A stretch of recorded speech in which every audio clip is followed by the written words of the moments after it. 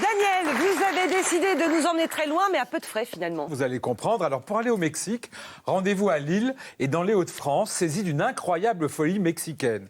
Alors, à partir de ce week-end, rues et lieux de culture vont se parer d'œuvres d'inspiration mexicanas. Alors, vous le savez, le Mexique a offert à l'humanité des civilisations bâtisseuses de pyramides, dont celle des Mayas, installées en pleine jungle du Yucatan, en particulier à Palenque. Civilisations d'ailleurs qui ont disparu, on ne sait pas pourquoi, au IXe siècle. Alors, regardez, on est à Palenque ici. Pas un temple n'a été construit au hasard.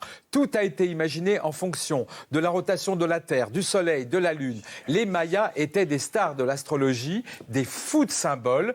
Les rois, les grands prêtres étaient des sortes de dieux avec des connexions haut débit, avec des vrais dieux, avec l'au-delà et avec des dieux que vous allez retrouver à Lille.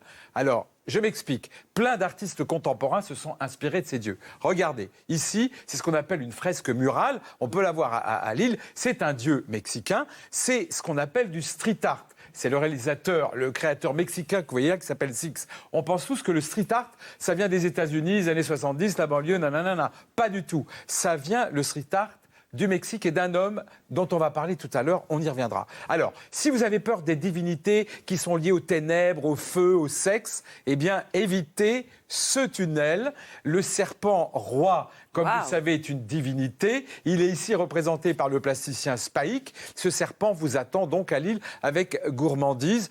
Alors, j'ai une autre divinité. Oui, ça, il ne donne pas envie. Hein. J'ai une autre divinité à vous présenter, qui est une divinité qui s'est rendue à Lille. Alors, celle-là, elle est vraiment pleine d'humour. En fait, les divinités, ça traverse le temps, c'est dans la pierre, c'est du solide. Et là, avec beaucoup d'humour, l'artiste Gabriel Rico a imaginé une sculpture, en fait, avec très bibendum, hein, c'est du plastoc.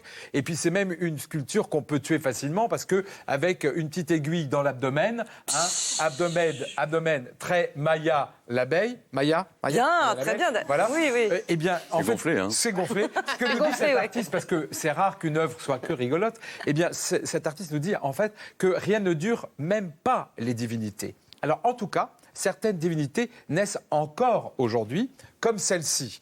Alors, depuis la nuit des temps, on le sait, le Mexique, ce sont des très grands tisseurs. Donc, cet artiste, Daniela Elberg, rend hommage aux petites mains, aux reines du crochet, en créant une espèce de nouvelle divinité, une espèce de déesse, vous savez, indienne Shriva à 50 mains. C'est une déesse tentaculaire qui n'est pas dangereuse, car ses tentacules, c'est du rose bonbon pure laine. Cette divinité, vous pouvez donc la voir à Lille. Alors, soyons sérieux. À nous de la mort. En Europe, on a tendance à la cacher sous le tapis. On a peur. Elle nous rend triste. Pas au Mexique. En novembre, c'est la fête des morts. Eh bien, tout conduit à s'amuser avec la mort, à essayer de la séduire, la faire rigoler. On se déguise pour la mort. La tête de mort est joyeuse, coquette au Mexique.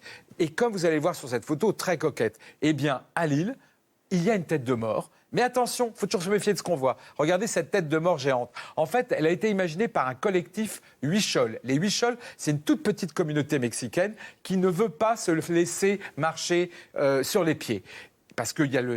Voilà. Bref, tout le monde lui en veut. La société de consommation, le gouvernement central veut tuer cette communauté. Donc eux, ils ont fait cette tête de mort et ils disent un peu, si vous venez nous emmerder, attention, nous, on mord. Bah, ça vous fait pas rire? Bon, c'est pas grave. Alors, je vous disais tout à l'heure, histoire de l'art, la première street art, la première grande fresque rurale, elle est née non pas à New York, mais au Mexique grâce à Diego Rivera. Diego Rivera, c'est une des stars mexicaines de la peinture. Il a beaucoup peint des femmes parce qu'il les a beaucoup aimées. Regardez ce tableau-là d'une femme. Alors, il était infidèle, donc il rend hommage à cette femme-là tout en réépousant une autre femme qui est devenue une icône que vous connaissez, qui est Frida Kahlo. Alors, regardez Frida Kahlo. Pourquoi cette femme est une icône? Elle est malade, elle est estropiée. Ça ne l'a pas empêchée de peindre, d'aimer bisexuellement. Elle est insolente, elle est libre, elle est devenue une égérie. Donc Lille va lui rendre hommage. Il va y avoir des chars qui vont défiler avec regardez, plein de petites Frida Kahlo. Donc pour aller au Mexique, allez dès ce week-end à Lille. À Lille. Merci beaucoup, Daniel. Merci pour cette belle couleur Bon voyage. et cette immense